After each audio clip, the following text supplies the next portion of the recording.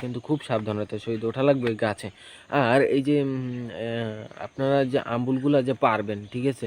হ্যাঁ, আম্বুলগুলো পাড়ার সময় একটু খেয়াল রাখতে হবে যে আম্বুলগুলো যদি নিচে পড়ে যায় তাহলে কিন্তু থেঁতলে যাবে। কারণ আম্বুলের বোটগুলো হয় অনেক নরম। যখন গাছে উঠবেন, গাছে ওঠার সময় কিন্তু এক ডাল থেকে আরেক ডালে যাওয়ার সময় একটু ঝাঁকি লাগে। একটু যদি ঝাঁকি লাগে দেখবেন ঝরঝর ঝরঝর করে একটা সব পড়ে গিয়েছে, হ্যাঁ? তো আম্বুল পাড়া কিন্তু খুব একটা কঠিন ব্যাপার, হ্যাঁ? তো আম্বুল পাড়ার জন্য আপনার একটা চোরা টোগা লাগে। মানে একটা লাঠির মাথায় এতটুকু একটা গুনা দিয়ে একটা গোল একটা রাউন্ড একটা বানাতে হবে। তো সেইটার সাথে একটা নেট দিয়ে নিচ থেকে এরকম গোল করে দিয়ে বেঁধে দিতে হবে। তো ওই গুনাটাকে এরকমের এখানে এরকমের আর এই যে এরকম মানে গোল না ওইটা এরকম বেঁধে তারপর মানে বড় হবে লাঠিটা অনেক, হ্যাঁ? বেঁধে তারপর মানে একটা পকেটের মতন, ঠিক আছে? ওইটাকে বেঁধে তারপর ওই আম্বুলটা ঢুকিয়ে তারপর একটু লাড়া দিলেই দেখবেন ওইটার ভিতরেই পড়ে গেছে। তারপর কাছে এনে ওটা থেকে ব্যাগে রাখতে পারবেন, হ্যাঁ? তো এই একটা হচ্ছে পদ্ধতি আম্বুল পাড়ার। আর না হলে যদি আম্বুলগুলো যদি আপনি যদি ঝাঁকি দিয়ে পারেন, হ্যাঁ?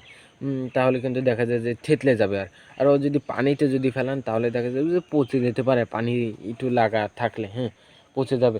হুম সেখান থেকে ২-১ দিন গেলেই পচে যাবে। তো শুকনা যেটা থাকে সেটা ১ দিন কিংবা ১.৫ দিন কিন্তু ভালো থাকে, হ্যাঁ? তো আম্বুল পাড়ার ক্ষেত্রে অল্প অল্প পারবেন আর অল্প অল্প বিক্রি করবেন কিংবা খাবেন। একসাথে যদি সব পারেন তাহলে কিন্তু আপনার আম্বুলগুলো পচে যাবে, খেতে পারবেন না।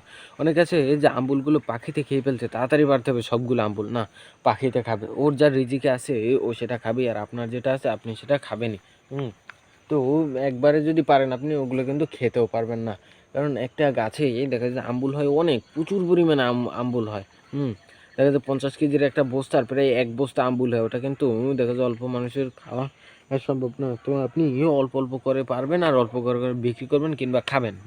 তো পাখিতে যদি নষ্ট করে সেক্ষেত্রে আপনি একটা পটের ভিতরে মানে একটা স্টিলের যে কাতি থাকে, তেলের যে জের বলে, হ্যাঁ? ওই জেরের ভিতরে কয়টা খোয়া ভরবেন, খোয়া ভরে মানে উপরে মুখটা থেকে তারপর ওইটাকে ঝুলিয়ে দেবেন, হ্যাঁ? ঝুলিয়ে দেওয়ার পর মানে খোয়া কটা ওটার ভিতরেই থাকবে, আর নিচের মাথা রশি বেঁধে তারপর কোনো একটা জায়গায় আপনি নিয়ে নেবেন কিছুক্ষণ আপনার হাতের কাছে যেখানে আপনি দিয়ে সবসময় চলাচল করেন, যদি আশেপাশে যদি গাছটা থাকে, তো ওইটাকে যদি টান দেন কয়েকবার রশিটাকে তাহলে কি পটটা লড়বে আর খোয়াগুলো লড়বে, একটা শব্দ হবে, ওইটা থেকে কি পাখিগুলো দূরে চলে যাবে।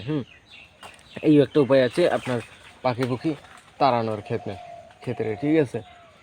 তো আপনার মানে বিভিন্ন ধরনের উপায়ে আপনি এই পাখিগুলোকে তাড়াতে পারবেন, হ্যাঁ?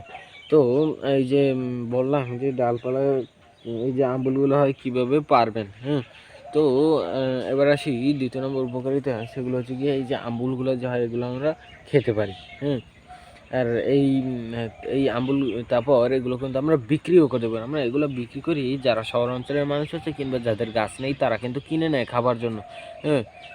আর যাদের গাছ আছে তারা তো নিজে